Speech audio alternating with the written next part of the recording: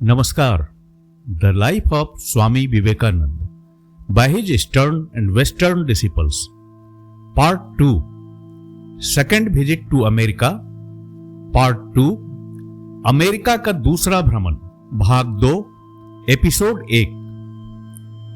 Los Angeles की ठंडी हवाओं में जैसे जैसे स्वामी जी का स्वास्थ्य लौट रहा था, वैसे ही उनका हृदय फिर से मिशन की अग्नि से प्रज्वलित हो उठा। दूर क्षितिज पर पैसिफिक कोस्ट, एक भूमि जहां वेदांत के बीज गहराई तक जड़ें जमा सकते थे। 1900 की फरवरी, ऑकलैंड का कांग्रेस ऑफ रिलीजियन, खचाखच भरा सभागार, हॉल के बंद दरवाजे, बाहर सैकड़ों लोग केवल उनकी एक झलक पाने के लिए बेचैन।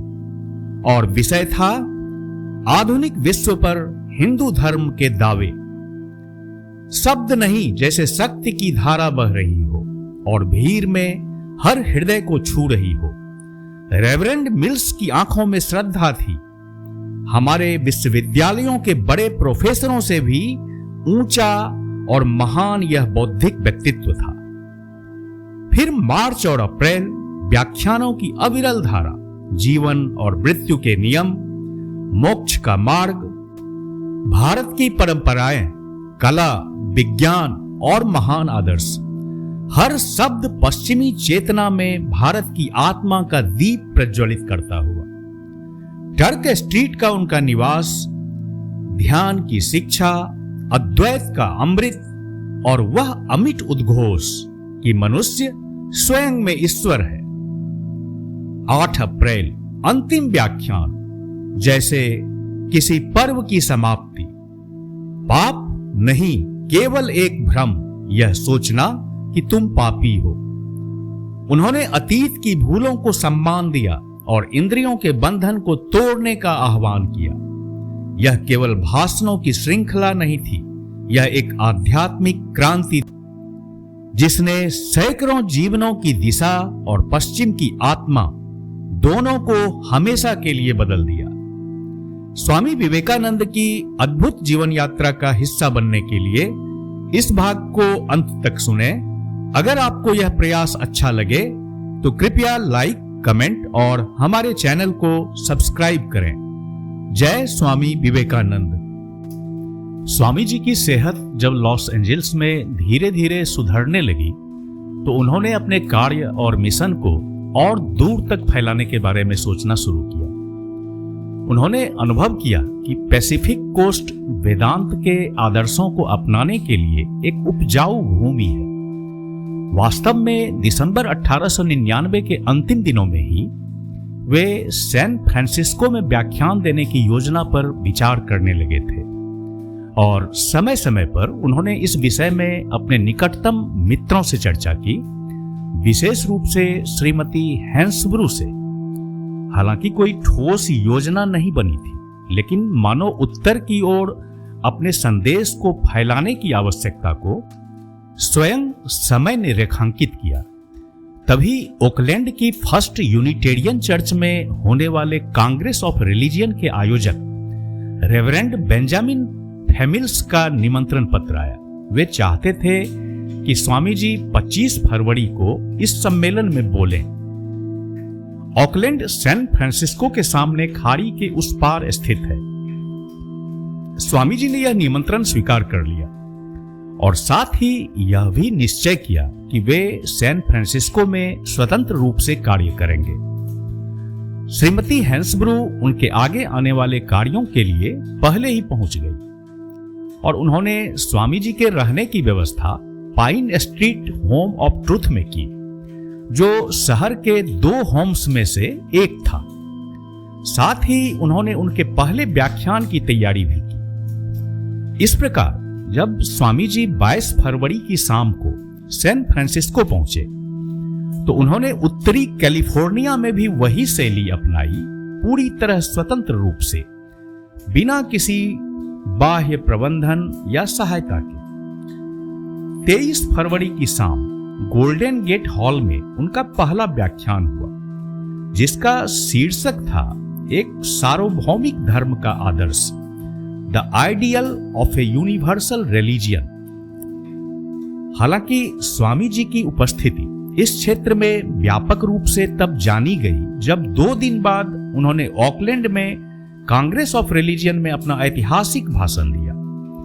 इस आयोजन के प्रमुख रेवरेंड बी फेमिल्स, जो उस समय ऑकलैंड के फर्स्ट यूनिटेरियन चर्च के पादरी भी थे, स्वामी जी के नाम से केवल सुने सुनाए रूप में परिचित नहीं थे। वे स्वयं 1893 के वर्ल्ड पार्लियामेंट ऑफ रिलीजियन में वक्ता रह चुके थे और वहीं उन्होंने स्वामी विवेकानंद का भाषण पहली बार सुना था। भाषण सुनकर वे इतने प्रभावित हुए थे कि बाद में उन्होंने श्रीमती हैंसब्रू से कहा, इस व्यक्ति ने मेरी जिंदगी बदल दी। रेवरेंड मिल्स को इस बात की पूरी उम्मीद थी कि स्वामी विवेकानंद लोगों को आकर्षित करेंगे और वे निराश नहीं हुए। 1900 की जनवरी और फरवरी में आयोजित यह कांग्रेस ऑफ रिलीजियन, जिसमें हर रविवार को 8 विभिन्न धर्मों के प्रतिनिधि अपने विचार प्रस्तुत कर रहे थे, बौद्धिक और धार्मिक जगत में काफी चर्चा का विषय बना। सभी व्याख्यानों में श्रोताओं की अच्छी उपस्थिति रही, लेकिन जब 25 फरवरी रविवार की शाम स्वामी विवेकानंद का व्याख्यान हुआ, विषय था आधुनिक विश्व पर हिंदू धर्म के दावे, तो इतिहास बन गया। यूनिटेरियन चर्च का विशाल ऑडिटोरियम और उससे जुड़ा हॉल पूरी तरह भर गया। सैकड़ों लोग केवल इसलिए वापस लौट गए क्योंकि अंदर जगह ही नहीं थी। उस शाम श्रोताओं में कैलिफोर्निया के कई प्रमुख धर्मगुरु उपस्थित थे, जिन्हें बाद में स्वामी जी से व्यक्तिगत रूप से मिलने और विचारों का आदान प्रदान करने का अवसर मिला। 2 वर्ष बाद जब reverend mills the Hindu way of solvation विषय पर सैन फ्रांसिस्को में लेक्चर दे रहे थे, तो उन्होंने स्वामी जी के बारे में अत्यंत श्रद्धा से कहा, वे एक महान बौद्धिक व्यक्तित्व थे। हमारे विश्वविद्यालयों के सबसे बड़े प्रोफेसर भी उनके सामने मानो छोटे बालक की तरह लगते थे। स्वामी विवेकानंद को 28 फरवरी की शाम ऑकलैंड के फर्स्ट यूनिटेरियन चर्च में एक और व्याख्यान देने के लिए आमंत्रित किया गया। इस बार का विषय था वेदांत एंड क्रिश्चियनिटी। यह व्याख्यान भी पहले की ही तरह एक बड़े और उत्साही जनसमूह को आकर्षित करने में सफल रहा। 4 मार्च को उन्होंने श्रीमती बुल को पत्र लिखते हुए लिखा, यहां के लोग मेरे लेखनों से पहले ही तैयार थे और वे बड़ी संख्या में आ रहे हैं। रेवरेंड बेंजामिन फेमिल्स ने मुझे ऑकलैंड बुलाया और मुझे विशाल जनसमूहों के सामने बोलने का अवसर दिया। वे और उनकी पत्नी लगातार मेरे लेख पढ़ रहे हैं और मेरी गतिविधियों पर ध्यान रखे हुए हैं। मेरी सेहत लगभग वैसी ही है, कुछ विशेष सुधार नहीं दिखता, लेकिन शायद बहुत धीमी गति से हो रहा है। हां, मेरी आवाज अब इतनी मजबूत है कि 3000 लोगों तक पहुंच सके, जैसा कि मैंने ऑकलैंड में 2 बार किया। और 2 घंटे के भाषण के बाद भी मुझे अच्छी नींद आती है। सच तो यह है कि ऑकलैंड में स्वामी जी को सुनने आए हजारों लोगों में सैकड़ों ऐसे थे जिनके भीतर यह अनुभूति स्पष्ट थी कि वे किसी साधारण वक्ता को नहीं सुन रहे थे।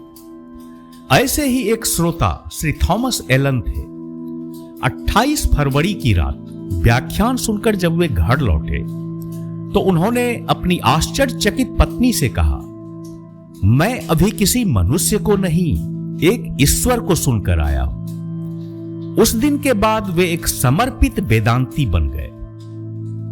स्वामी जी के प्रति ऑकलैंड में इतना आकर्षण था कि मार्च महीने में लोगों की मांग पर उन्होंने 2 श्रृंखलाओं में कुल 6 सशुल्क व्याख्यान दिए। ये सभी यूनिटेरियन चर्च के वेंडेट हॉल में हुए। पहली श्रृंखला 3 व्याख्यानों की थी, जिनमें वेदांत दर्शन को सरल और प्रभावशाली रूप से प्रस्तुत किया गया था।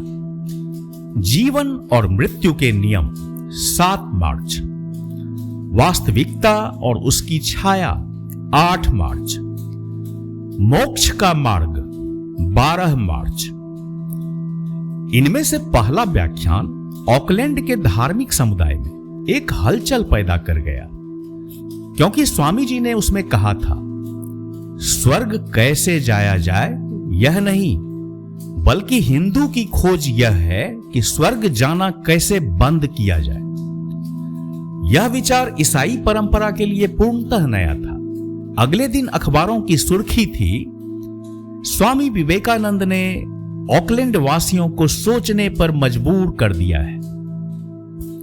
दूसरी श्रृंखला में 3 व्याख्यान भारत की संस्कृति, परंपराओं और आदर्शों पर केंद्रित थे। भारत के रीति रिवाज और परंपराएं 19 मार्च, भारत की कला और विज्ञान 26 मार्च, भारत का आदर्श 22 अप्रैल। यहां भी स्वामी जी की वाणी मानो पुरानी धारणाओं के बीच एक ताजे हवा के झोंके की तरह थी। जैसे अपने पहले अमेरिका दौरे में उन्होंने भारत के सच्चे स्वरूप को सामने रखने के लिए विशेष मेहनत की थी, वैसे ही इस बार भी उन्होंने सुनने वालों के मन में बसे पुराने और विकृत चित्रों को हटाकर भारत की आध्यात्मिक धरोहर के प्रति उनके मन को खोलने का कार्य किया। लेकिन यह भी याद रखा जाना चाहिए कि यदि स्वामी जी भारत के बारे में किसी उद्देश्य से बोलते थे, तो उतनी ही आत्मीयता और आनंद से वे भारत की कहानियां भी सुनाते थे, जीवन से भरपूर, नैतिक और आध्यात्मिक आदर्शों से ओतप्रोत। और उनकी कहानी सुनाने की कला ऐसी थी कि श्रोता कभी थकते नहीं थे। यह वेंडेट हॉल की दूसरी श्रृंखला के साथ ही ऑकलैंड में स्वामी जी का कार्य पूर्ण हुआ। उन्होंने कुल 8 व्याख्यान दिए और हर बार वे सैन फ्रांसिस्को बे के उस पार नाव से यात्रा करते, साथ होते उनके नए और समर्पित अनुयायी। इसी बीच स्वामी विवेकानंद सैन फ्रांसिस्को में लगातार और सफलता के साथ कार्य कर रहे थे। मार्च की शुरुआत में उन्होंने pine street home of truth को छोड़ दिया था, जहां उन्हें भीड़भाड़ और अस्वतंत्रता का अनुभव हो रहा था। न वे अपनी मर्जी से रह सकते थे, न ही सहजता से सिखा सकते थे। इसके बाद वे अपने एक मित्र के घर 1502 जोन्स स्ट्रीट चले गए, लेकिन वहां भी वे सहज नहीं रह सके। तभी श्रीमती हैंसब्रू और श्रीमती बेंजामिन एस्पिनॉल, जो अपने पति के साथ होम की संचालिका थी, उन्होंने मिलकर स्वामी जी के लिए 1719 टर्क स्ट्रीट पर एक बड़ा और शांत ऊपरी फ्लैट 1 महीने के लिए किराए पर लिया। यह स्थान उनकी आवश्यकताओं के अनुसार था। वे यहां पूरी स्वतंत्रता से रह सकते थे, कक्षाएं ले सकते थे, आगंतुकों से मिल सकते थे, व्यक्तिगत मार्गदर्शन दे सकते थे। संक्षेप में जैसा वे चाहते थे वैसा जीवन जी सकते थे। श्रीमती हैंसब्रू और श्रीमती एस्पिनॉल दोनों ही वहां साथ रहने लगी और उन्होंने स्वामी जी की निष्ठापूर्वक सेवा की, कभी सचिव बनकर, कभी गृहिणी बनकर, कभी रसोइया, प्रेस एजेंट, कभी हिसाब किताब रखना। 17 मार्च को स्वामी जी ने श्रीमती लेगेट को लिखा, श्रीमती हैंसब्रू मीड बहनों में से दूसरी यहां हैं और लगातार काम काम और काम कर रही हैं मेरी सहायता के लिए। प्रभु उनको आशीर्वाद दें। वास्तव में स्वामी जी जहां भी पश्चिम में गए, वहां उनके लिए मददगार हाथ और समर्पित हृदय पहले से तैयार प्रतीत होते थे। उन्होंने एक बार श्रीमती हैंसब्रू से कहा था, मां ने मुझे एक अजनबी दुनिया में डाल दिया, ऐसे लोगों के बीच जो मुझे नहीं समझते और जिन्हें मैं भी नहीं समझता। लेकिन जितना अधिक मैं यहां रहता हूं, मुझे यह अनुभव होने लगा है कि पश्चिम में जिनसे मैं मिला उनमें कुछ मेरे अपने हैं और वे भी इस कार्य के लिए यहां आए हैं जो मुझे सौंपा गया है। श्रीमती बेंजामिन एस्पिनॉल उन लोगों में थी जिन्होंने हर संभव सेवा में कोई कमी नहीं रखी। स्वामी जी ने बाद में उनसे स्नेहपूर्वक कहा था, चाहे तुम सबसे ऊंचे पर्वत पर क्यों नहीं रहती, तब भी तुम्हें नीचे आना ही पड़ता मेरी देखभाल करने के लिए। मार्च के अधिकांश समय और अप्रैल के पहले सप्ताह तक स्वामी विवेकानंद प्रतिदिन और कई बार दिन में 2 बार टर्क स्ट्रीट स्थित अपने फ्लैट के जुड़वां ड्राइंग रूम में कक्षाएं लेते रहे। यहां उन्होंने उन लोगों को ध्यान की विधियां सिखानी शुरू की जो आत्मिक साधना को गंभीरता से अपनाने के लिए सचमुच तैयार थे। वास्तव में 9 मार्च को जब स्वामी जी टर्क स्ट्रीट के इस नए आवास में रहने लगे और उन्होंने कम से कम 1 महीने और सैन फ्रांसिस्को में रुकने का फैसला किया, तभी से उनके कार्य ने एक ठोस और विशिष्ट रूप लेना शुरू किया। अब तक उनके उपदेश सामान्य प्रकृति के थे, जैसे कि वे श्रोताओं को उनके समग्र संदेश की व्यापक झलक दे रहे थे। धर्म की एकता का सिद्धांत, वेदांत दर्शन की आधारभूत बातें, भारत की संस्कृति की सच्ची, रंग बिरंगी और अर्थपूर्ण तस्वीर, जैसी उन्होंने ऑकलैंड में प्रस्तुत की थी। जैसा कि हमने देखा, सैन फ्रांसिस्को में उनका पहला व्याख्यान था एक सार्वभौमिक धर्म का आदर्श। 4 मार्च रविवार को गोल्डन गेट हॉल में उनका दूसरा व्याख्यान हुआ, साइंस ऑफ रिलीजियन, और 5, 6 और 9 मार्च को उन्होंने पोस्ट स्ट्रीट स्थित रेड मेंस बिल्डिंग में भारत पर 3 व्याख्यानों की श्रृंखला दी। India and its people, art and science in India, ideal of India. इसके बाद से स्वामी जी के व्याख्यानों ने एक नया, तेज और केंद्रित स्वरूप ग्रहण किया। खासकर पैसिफिक कोस्ट पर उनके कार्य में जो मूल तत्व थे वे और भी स्पष्ट रूप से सामने आने लगे। अब वे बार बार इस बात पर जोर देने लगे कि मनुष्य को अपने पैरों पर खड़ा होना चाहिए, स्वयं को प्रकाश देना चाहिए, अपनी दिव्यता को पहचानना और उसका पूरा उपयोग करना चाहिए। मनुष्य स्वयं में ही ईश्वर स्वरूप है। अद्वैत वेदांत के सिद्धांतों की अमिट छाप उस नई सभ्यता पर छोड़ दी जाए जो उस समय दुनिया भर में जन्म लेने को तत्पर थी। टर्क स्ट्रीट स्थित अपने निवास पर रहकर और नियमित कक्षाएं आयोजित करते हुए भी स्वामी विवेकानंद ने डाउनटाउन सैन फ्रांसिस्को के रेड मेंस बिल्डिंग में सप्ताह में 3 शाम को व्याख्यान दिए। इसके अतिरिक्त हर रविवार दोपहर को उन्होंने यूनियन स्क्वायर हॉल में 5 सार्वजनिक व्याख्यानों की एक श्रृंखला प्रस्तुत की। यह स्थान भी नगर के केंद्र में स्थित था।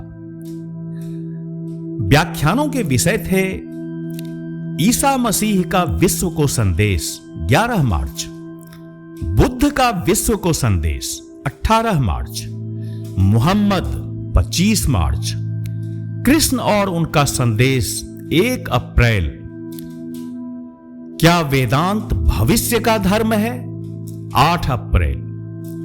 8 अप्रैल को दिया गया अंतिम व्याख्यान विशेष रूप से ओजस्वी, विचारोत्तेजक और प्रेरणादायक था। यह भाषण दरअसल स्वामी जी के पैसिफिक कोस्ट पर दिए गए अधिकांश उपदेशों का सार संक्षेप था, जहां उन्होंने बार बार इस बात पर जोर दिया कि आधुनिक युग की चुनौतियों का एकमात्र उत्तर अद्वैत वेदांत में निहित है। लेकिन वे इस बात को भी भली भांति समझते थे कि वेदांत यदि समाधान है तो वह आसान समाधान नहीं है। इसलिए उन्होंने इस विचार की सार्वभौमिक स्वीकृति पर भी प्रश्न उठाया। स्वामी जी ने कहा, इस देश में, अमेरिका में, राजा अब हर व्यक्ति के भीतर प्रवेश कर चुका है। यहां हर व्यक्ति राजा है। ठीक वैसे ही वेदांत का धर्म कहता है, तुम सब ईश्वर हो, सिर्फ एक ईश्वर पर्याप्त नहीं। वेदांत कहता है तुम सब ईश्वर हो। और यही बात वेदांत को कठिन बना देती है। यह पुराने ईश्वर की कल्पना नहीं सिखाता। वह ईश्वर जो बादलों के ऊपर बैठा था, जो बिना हमसे पूछे दुनिया चलाता था, जिसने हमें यूं ही अपनी इच्छा से रचा और फिर हमें दुखों से भर दिया सिर्फ अपनी इच्छा से। नहीं, वेदांत कहता है कि ईश्वर हर किसी में है, हर किसी का रूप ले चुका है, हर वस्तु में, हर व्यक्ति में वही व्याप्त है। इस देश में अब राजाशाही नहीं रही और वेदांत में भी वह पुराना स्वर्ग का राज्य नहीं रहा। सैकड़ों वर्ष पहले वह चला गया। अब एक संभावना है कि वेदांत इस देश का धर्म बन सकता है, क्योंकि यहां लोकतंत्र है। लेकिन यह तभी संभव है जब तुम वास्तव में वेदांत को समझो, जब तुम सच्चे पुरुष और स्त्री बनो, ना कि भ्रमों और अंधविश्वासों से भरे हुए लोग। और जब तुम वास्तव में आध्यात्मिक बनना चाहो, क्योंकि वेदांत केवल अध्यात्म से ही संबंध रखता है। यह वेदांत नहीं देता न कोई किताब, न कोई विशेष व्यक्ति जिसे बाकियों से ऊपर मान लिया जाए। कोई यह नहीं कहेगा तुम कीड़े हो और हम प्रभु परमेश्वर हैं। वेदांत में ऐसा कुछ नहीं है। यदि तुम प्रभु हो तो मैं भी प्रभु हूं। वेदांत पाप को नहीं मानता। हां, गलतियां होती हैं, लेकिन पाप नहीं, और अंततः सब कुछ ठीक हो जाएगा। न कोई शैतान, न कोई डरावनी कल्पना। वेदांत केवल एक पाप को मानता है, सिर्फ एक, और वह है जब तुम यह सोचते हो कि तुम पापी हो या कोई और पापी है, तो वही वास्तविक पाप है। और उसी एक भ्रम से अन्य सारी गलतियां जन्म लेती हैं, जिन्हें आमतौर पर पाप कहा जाता है। हमारे जीवन में कई गलतियां हुई हैं, लेकिन हम आगे बढ़ रहे हैं। गौरव है हमें कि हमने गलतियां की। एक बार अपने जीवन को पीछे मुड़कर देखो। अगर आज तुम्हारा वर्तमान अच्छा है, तो वह सिर्फ तुम्हारी सफलताओं की वजह से नहीं, बल्कि तुम्हारी पुरानी गलतियों की वजह से भी है। गौरव हो सफलता को, गौरव हो भूलों को। जो हो चुका उसकी ओर मत देखो, आगे बढ़ो। न कोई किताब, न कोई व्यक्ति, न कोई व्यक्तिगत ईश्वर, ये सब छोड़ देने योग्य है। इंद्रियों का भी त्याग करना होगा, क्योंकि हम इंद्रियों के बंधन में बंधे हुए हैं। हम उन लोगों जैसे हैं जो हिमनद में ठंड से मर रहे हैं। नींद की तीव्र इच्छा होती है। दोस्त उन्हें जगाते हैं, कहते हैं जागो, मर जाओगे, लेकिन वे कहते हैं मुझे सोने दो, मरने दो। हम भी उसी तरह इंद्रियों की छोटी छोटी चीजों से चिपके रहते हैं, चाहे वे हमें बर्बाद ही क्यों न कर दें। और हम भूल जाते हैं कि इनसे कहीं बड़ी, कहीं ऊंची चीजें भी हैं। जय स्वामी विवेकानंद।